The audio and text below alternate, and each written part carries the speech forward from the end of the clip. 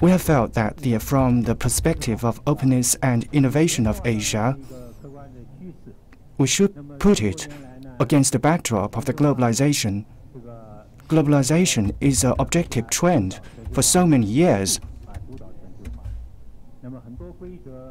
It can be fairly said that the developed countries have dominated globalization. Many trading rules and regulations are more conducive to developed countries, and they have benefited more from it. This imbalanced globalization must be corrected. So we believe that the globalization should be more open, balanced, universally beneficiary, and achieve win-win situation. How to achieve this goal? In this part, globalization, we have set the sessions. For instance, the latter session of globalization, we have the several arrangements. We want to find the solutions to improve the globalization and global governance.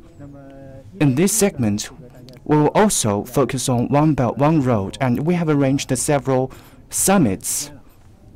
We know that after the initiation of One Belt, One Road initiative, it has been one period of time, and this is the initiative of China, which are corresponded by the countries, including the developed countries. And the developed countries have shown the willingness to participate in this initiative. Focusing on One Belt, One Road, there are 4 roundtables. The first, the successful cases. And we have invited the relevant ministers from the Central Asian countries and the several leaders from China to share with us the successful experience of One Belt, One Road.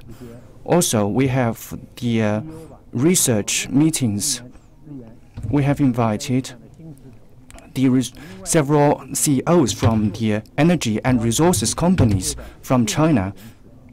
They will share their views on the new Silk Road. And also, we will invite the new energy sectors leaders.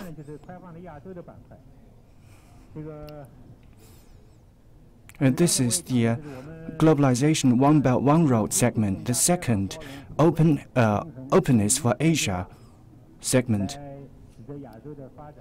Pressing forward, more balanced, open, and universally beneficiary globalization, and to make it more sustainable. Because Asia's development is inseparable from the world. Of course, the world's development has made a great contribution to Asia's development. Through exploring the development, the diversified development of Asia, and who will achieve higher goals, and in a more higher extent will achieve the regional cooperation in Asia. And in this segment, there are several summits: the Asian Economic Prospects, the Accelerator for Asian Integration, and regional economic institutions, the potential for the ASEAN countries, and the entrepreneurs' dialogues and emerging economies. About the innovation, because China has put the innovation as the first driver for growth, and the emerging economies will achieve the stride in growth.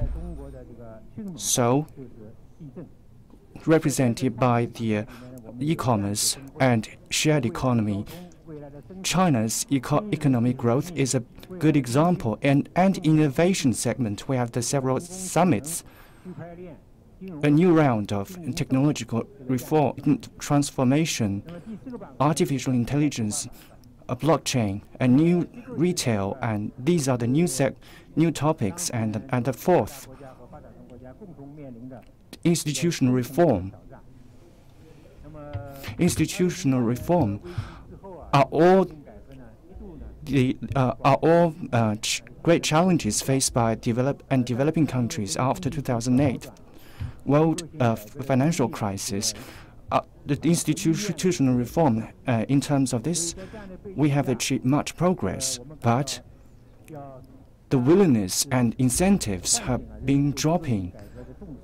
Against this backdrop, we feel the need to have institutional reform. And 2018 marks the 40th anniversary of China's reform and opening up. The 19th Party Congress just closed has also called for reform. It is important to China. It is also important to the world and Asia. It will facilitate the reform around the world, and it includes capital market reform, the normalization of the currency policy, city cluster, renew the spirits of entrepreneurs and state-owned enterprise reform.